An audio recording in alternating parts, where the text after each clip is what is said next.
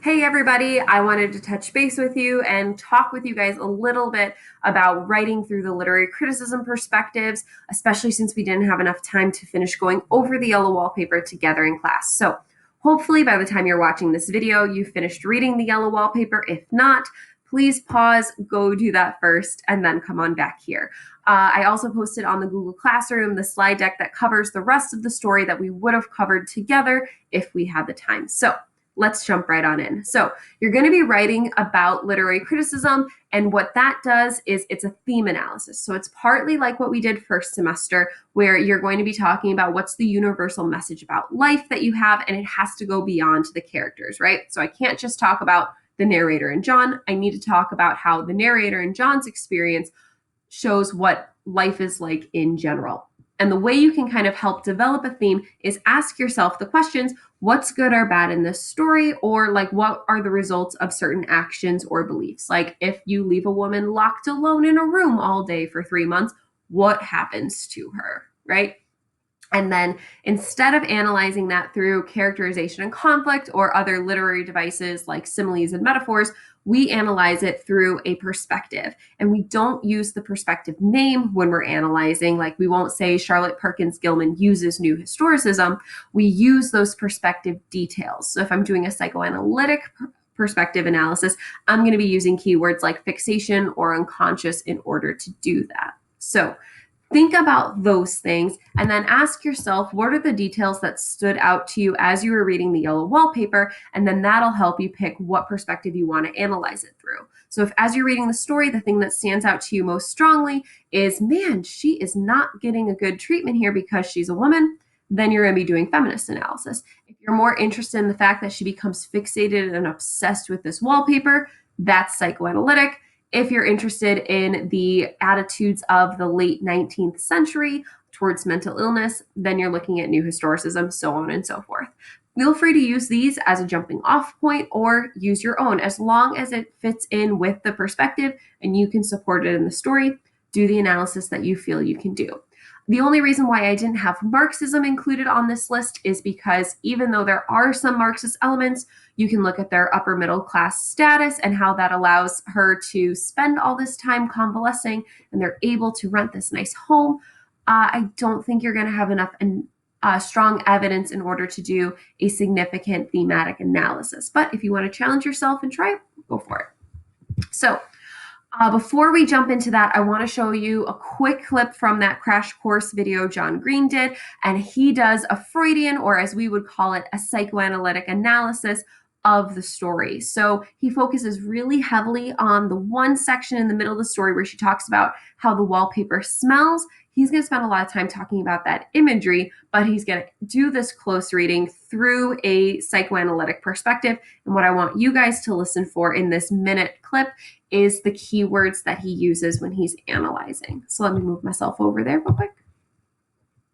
Me on this one. So the paper has this peculiar odor that creeps all over the house and is stronger after a week of fog and rain. Her husband might explain it as a combination of glue and mold intensified by humidity, but smells travel through the olfactory bulb, closely connected to the regions of the brain that handle memory and emotion. That's why smells always remind us of moments from our past. And it seems to me the narrator's fixation on this smell could be what Freud called the return of the repressed or unconscious material rising to the surface. And maybe that's part of why the narrator becomes determined that nobody discover the wallpaper's meaning except herself. Although she had initially craved conversation, she decides that it does not do to trust people too much, especially with her most frightening thoughts. I mean, after all, having previously trusted people with her frightening thoughts has landed her in this situation where she has to stare at yellow wallpaper all day. All right, so like I said, he's doing close reading here rather than theme analysis, but did you catch those perspective details that he used? Right here. Right? So he talks about the narrator's fixation or her obsession on the smell, and she's connecting that to Freud's idea of unconscious material, or as he's talking about here, the return of the repressed, right? So we do those perspective analyses by using the keywords. Does that help a little bit, hopefully? All right, so what I want you to do is pick your perspective and pick the theme that you want to do. So think about these as a jumping off point, or feel free to use one, but then you want to ask yourself, okay, so if I'm looking at her fixation and her obsession on the wallpaper, what's good or bad about that? Or what's the result of her spending 3 months solely fixated on this wallpaper? So once you've got that picked out, you're then going to write yourself a thesis statement. And here's an example of the one that I'm going to use for my example through this. So in the Yellow Wallpaper, Charlotte Perkins Gilman uses the narrator's subservient position as a woman and wife to demonstrate that when women are not believed, they suffer. So even though I don't use the word feminism in this, it's still really clearly a feminist analysis because I'm talking about her position as a woman and a wife. All right, so once you know what you're going to be writing from, you then want to pick your perspective. And to try to make it a little bit easier on you, I color coded it here. Green would be your perspective details for the first, and then the orange would be proving your theme. So if I'm going to be focusing on her position as a woman and how it makes life harder for her, I want to make sure I'm picking evidence that talks about that. So you'll see I have some evidence that comes from page 1, and then I have some evidence that comes from the last page of the story.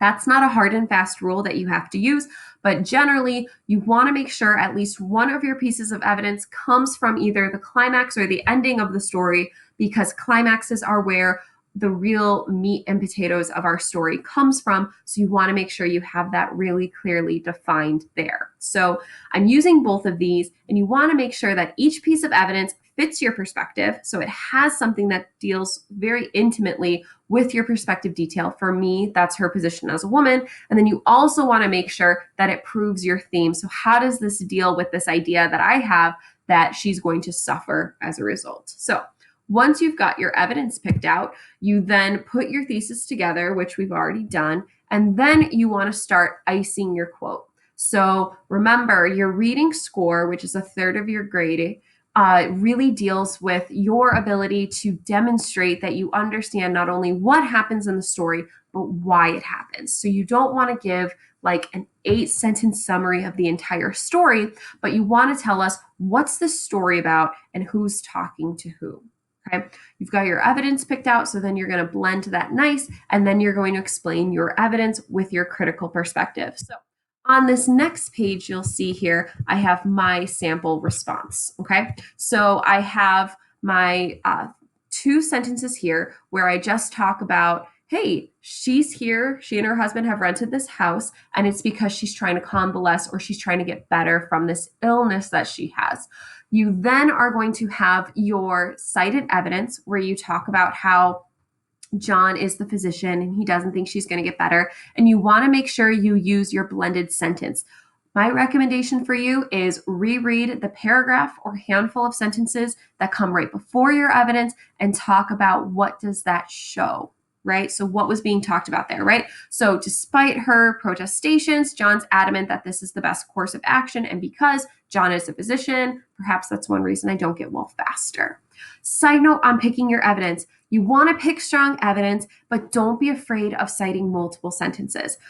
Usually a good rule is you don't want to cite more than 3 or 4 sentences, but if, so use that as your soft rule, okay? You basically just don't want to end up citing like half a page of evidence because that's going to be a lot, and chances are you're not going to talk about all of those details. You'll then see that I tried to help you guys out by talking about the keywords here. The keywords here being underlined. So when I talk about her position as a woman, that's when I'm using the perspective detail. And then when you have the italicized section, that's when I'm talking about theme. So how am I tying this back to my thesis idea that women suffer when they're not listened to? It also is a really good exceeds expectation move to use specific details from your quote. And you'll notice that I have some evidence put in quotation marks. That's just a really clear indicator to your reader that I'm using evidence directly. Okay.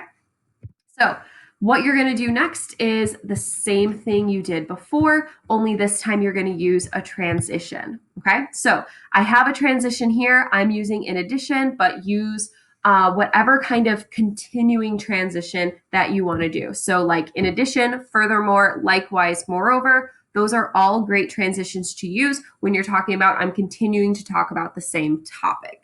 Okay.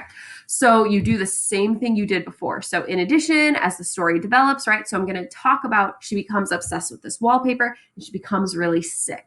I'm skipping like 7 pages of the story, but because I don't need to talk about each individual thing, I need to mostly get from my first piece of evidence to my last piece of evidence.